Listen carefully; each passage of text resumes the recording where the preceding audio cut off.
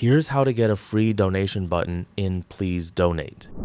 Open your browser, go to the Roblox website, and sign into your account.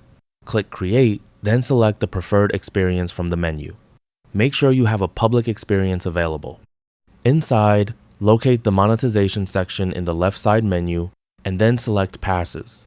After that, click Create a Pass. Upload an image, enter a name, and create the pass.